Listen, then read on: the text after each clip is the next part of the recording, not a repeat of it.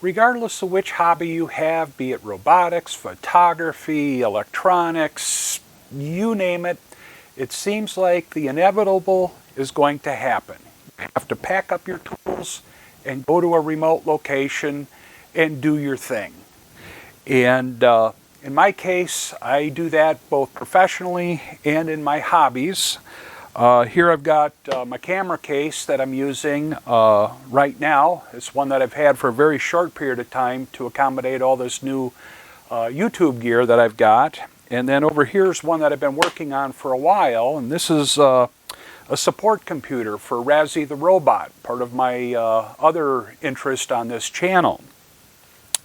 Now, the one thing that is common to all of these types of cases is the Pluck Apart foam. You get these nice sheets of foam, and there's little cubes that you pluck out to accommodate the shape of the gear you're going to put into the case. And, well, it just doesn't hold up very well. That's the thing everybody learns, whether you buy the most premium brand or the most economical brand. The cubes in that foam starts to break down, come apart, and what started out as a great thing when you first got it is now nothing more than a nuisance. So we're going to take a look at a very different way of dealing with dividing up the internal area of this case to accommodate the various type of gear. This is the inside of the camera bag with a lot of my accessories, the thing for white balancing, a lens cleaning cloth, shotgun mic. Normally in this slot is the wireless mic, which I'm wearing right now, but I also keep a number of cables in there, and apparently a battery, that shouldn't be in there, and more cables. But as you can see, this already all fell apart, and it's not going to last much longer before other areas break off, and then everything starts migrating into the larger and larger holes that are created. But with camera gear and with tools that you may need for your hobby or profession, you'll end up with a lot of bits and pieces. This is a bridge that I use on top of one of the cameras. I can mount the wireless mic on there. That mounts to the camera. Mount a remote monitor or a field monitor on that. Here's a lamp that I use with the various cameras. That's the field monitor.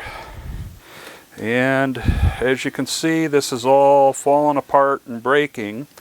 The other thing that's really kind of wasteful on these, because this is the minimum size, let's see if you can kind of see that. You'll see that there's a split here, so you've got roughly a ½ inch cube that this breaks down into. But if you pluck it down, here's essentially 2 cubes side by side, and those just broke apart. So it barely has enough strength to hold itself together. So as you get these narrower and narrower filler spaces, it just starts to crumble and basically becomes useless. So we'll throw that out of the way, and here's the rest of the parts that I've got in there. And actually there's quite a bit more gear that would normally be in here. One of my Nikon cameras, remote for that. Here you can see the lower level already breaking apart. And you know, it won't be long and this will be just totally useless. So considering I've only had this in use about 2-3 months, and it's been, I've had to take it out on a remote shoot 2 or 3 times now, you know, it's falling apart. So I've got a different idea on how to address all this, and I'd like to show you how I'm going to handle that. Now I'm going to show you the finished product or the near finished product so that you understand what the end result is as we go through a couple of the steps on how to make it. But this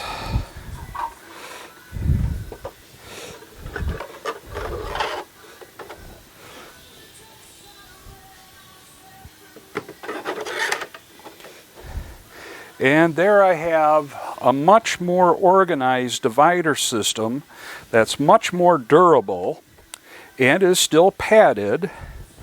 And it's actually modular. Each one of these little pieces could be reconfigured into something else with this system.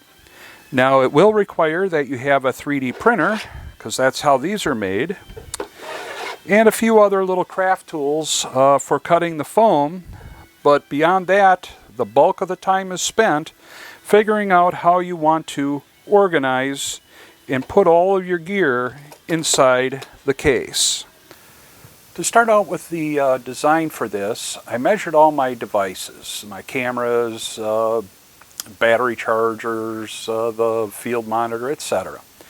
And I wanted the major components to fit snugly, but not like with the Pluck and Poke foam that we use. I wanted it to be essentially what's called a zero clearance fit. In other words, if the camera is 4 inches wide, I want the inside dimensions of the padded compartment 4 inches wide. Basically nowhere for the camera to move around, but not so tight that it's hard to get the camera out of that little compartment. So I got all my measurements, and then I went into one of my simple CAD programs. It's a basic 2D CAD program, but anything will work. And I drew up the various components to scale. Then I would go through and add in the padding around each of those, which is essentially a 1/4 inch thick padding. I'll show you more about that, or a link to where I got that from. And then from there, for the 3D compartment, 3D printed compartment, I wanted the wall thickness to be 0.2 inches. And that was somewhat of an arbitrary number based on my experience with making some other compartments and boxes and things of that nature. So to repeat, around each major component that I wanted in a padded compartment, I needed to allow for a 1/4 inch thick of padding on each side of the box, and then 200 thousandths or 0.2 inches of wall thickness for the 3D printed compartment.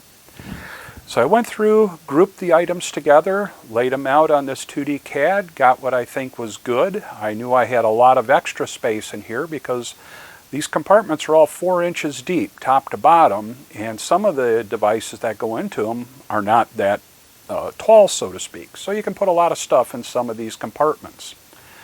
So I got it all laid out, and then from there I went into Fusion 360, which is my really fast becoming one of my absolute favorite 3D CAD programs. I also use it, the manufacturing component of it, for my CNC router.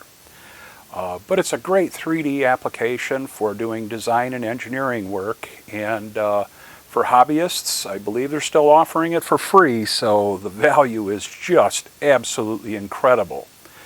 But in this case, what I'm doing with it is I just take that 2D drawing, extrude the shapes for the different components, and I built a case measured off of the actual case that I purchased to have a housing, and then put all the components in there and made sure it all kind of fit nicely.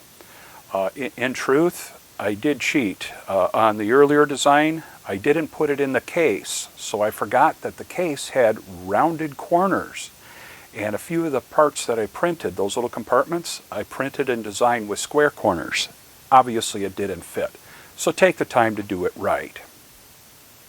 With the designs complete in Autodesk's Fusion 360 program, you can export the model into your slicer program for the 3D printer. In my case, I was using Cura, and I went about printing all the components. That's pretty much, you get it started, you check it for a little bit in the beginning, and then you let it go.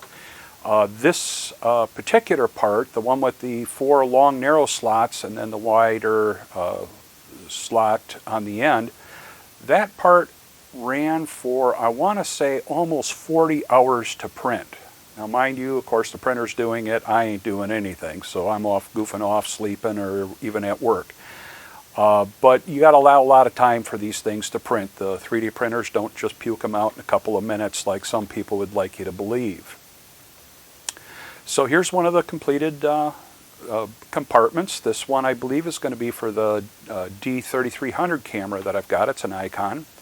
And as you can see, not much to it. I don't have a bottom on it. You can add bottoms in yours if you want, but I needed the ability for the top and bottom layers of foam that came with the case to be able to compress. So I left the tops and bottoms off.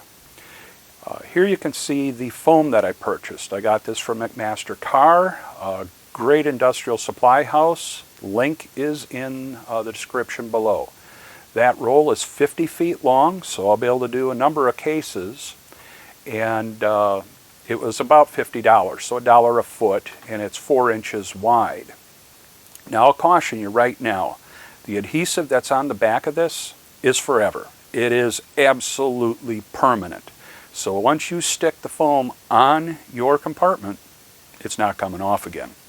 A couple other things you'll need is a cutting mat, a rotary cutter worked good on the foam, an X-Acto knife, straight edge, and I used a square, an engineer's square. Not required, but it sure made it easy to get square cuts on the ends of the pieces. So I would take and cut the part a little bit oversized and then fit it inside the compartment. And if it was a little too long, I would just trim off a little bit at a time. It's very hard to cut foam very precisely because it actually, you can stretch it and you can kind of compress it. While you're doing that cutting process, and well, the next thing you know, if you stretched it and you cut it, and then now it's too short. So just take your time, get the fit that you want. I wasn't overly concerned about getting a perfect fit in the corners because frankly nothing's going to hit the inside corners, for example like your camera or anything like that. To install it, what I'm going to do is peel back half of the backing and expose the adhesive only on half of the foam pad. And then I'll fit that into the corner. Now during this process I'm going to hold it square on, we'll call it the bottom surface. I'm pushing it all the way through my compartment, holding it flat on the cutting mat down below, and then I'm going to very carefully line that edge up with the corner of the compartment. You'll see it's very, very sticky material. Take your time, get it right. I just realized I had the compartment upside down, so I'm going to do this again. And get it lined up perfect, and then push it into the sides. This is permanent adhesive. There, I've warned you numerous times now. But once you get the beginning started, that'll hold it square to the compartment, hold the foam square to the compartment, and then peel off the backing a little at a time, and then work your way around the whole contour. This is the way I went through all of the pieces. Now I did not put padding on all the compartments. Some of the compartments that hold hard items like my clamps, the bridge, some of the other items like that that are really not delicate, they're just sitting in the compartments without any padding on the walls. It's really not needed for those items. Now you can see what I mean by a zero clearance fit. The camera just slides in there with a little bit of snugness. It's very, very little compression in the foam. In fact, it's not quite enough to hold it without the camera falling through. Now you'll notice that the top of the camera body is below the top edge of that compartment. And I really don't want that. I want it to be flush. And the reason for that is the camera sits in the bottom and the top closes on the case. The foam on the top is going to be flush with the top of this compartment that we're making. So the simplest way to do that is I just use some foam core board and I cut out basically a bottom for this little compartment, and that foam was just the perfect thickness. In another compartment I needed to use 2 pieces of foam and then also a piece of foam padding, the same black padding that I'm using on the walls of these compartments, to get the proper height. In other words, what you want to do is fill up the gaps between the top and bottom, between your component, the camera body, whatever the case may be, your tools, and the top of it. That way the parts can't flop around in that void going up or down. Again, I just traced them out, these little filler blocks out of that foam board. And I use white specifically to help see what's in the bottom of the compartment.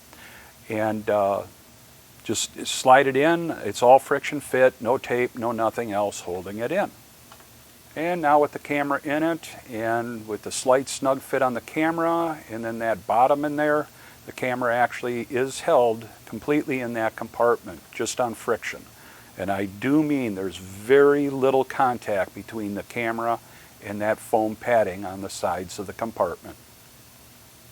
One of the things I'm going to do, just to see if it helps a little bit, what I'm afraid of is as I'm pulling the camera out of here, I'm going to pull the whole box out. And that's not necessarily a bad thing if there's a bottom in the compartment, but ones that don't have a bottom, all the stuff's going to spill out and it'll create a bit of a nuisance. So what I'm going to do, I'm going to use double-sided tape and join all of these together into one unit. And then that whole unit will be able to easily come in and out of the case. If I do at some point in the future want to reconfigure one of the compartments, the double-sided tape just takes a little bit of work and you can separate it from the other components. Any double-sided tape will do. I just happen to have some of this, I believe it's carpet tape. Friends of mine gave me a partially used roll and I use it on a number of different things around my shops. But a couple pieces, they don't have to be big, just a couple pieces on each surface to help unify all of the compartments. These two pieces will fit together like this. So to keep all the surfaces square to each other or flush, I'm going to hold them down on my workbench top, take this piece, hold it against this one, so that these surfaces are lined up, and just slide them together. When you've got an inside corner like this, you're just going to have to be super careful and bring the parts in.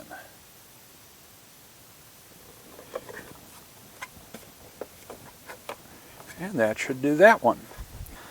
If you're wondering why I have that notch in there, on most of these cases there's a little valve here to allow moisture to escape from inside the case, and of course tighten it up to make it waterproof. So this just is clearance to get around that. Now the next thing I might do is add a couple of pieces of that foam on the edges so that the whole thing can't lift out easily. You'll notice that I left plenty of clearance to allow for the organizer or these compartments to go in and out of the case. And I'd say there's close to a 1/4 inch gap on at least one side. Now the other thing, if you're designing yours in a similar fashion, measure the inside of your case at the bottom. That's where there's going to be a draft angle. Each of these sides goes in at an angle like this to aid in the manufacturing process. So it'll be smaller at the bottom than it is near the top. So make sure you take that into account when making your measurements. Well, let's see if all this equipment will fit in the case.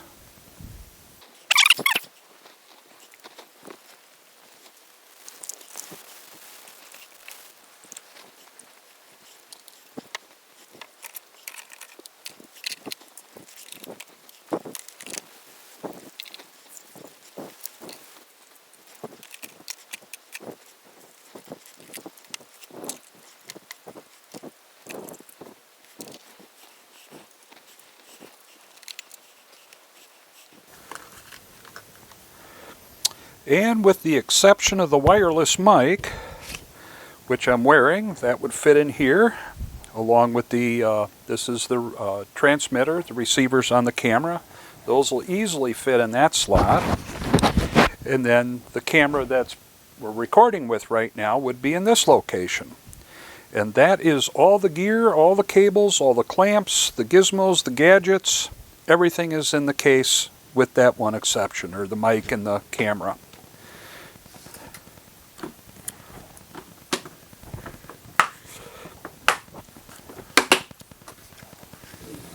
That wraps up this project on organizing a camera, tool case, whatever you're going to be putting in one of these hard cases. I would like to mention that the plastic that I used was PLA. I would recommend you use ABS plastic.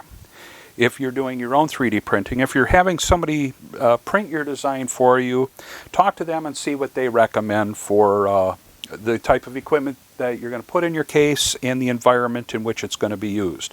If you're using this in a really hot environment, like you might keep it in your car on a hot sunny day in Arizona, that PLA plastic might not be the best choice. In fact, I would actually recommend against it.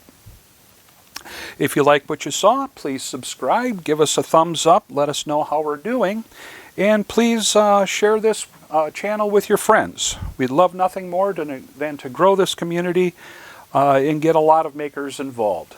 Thanks again for watching, and I look forward to seeing you again next time.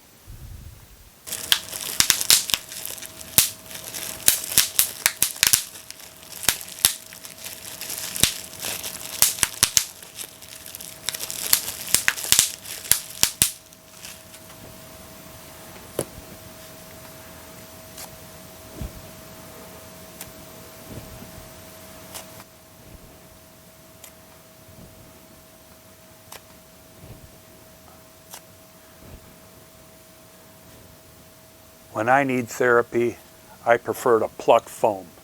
Stay healthy, my friends.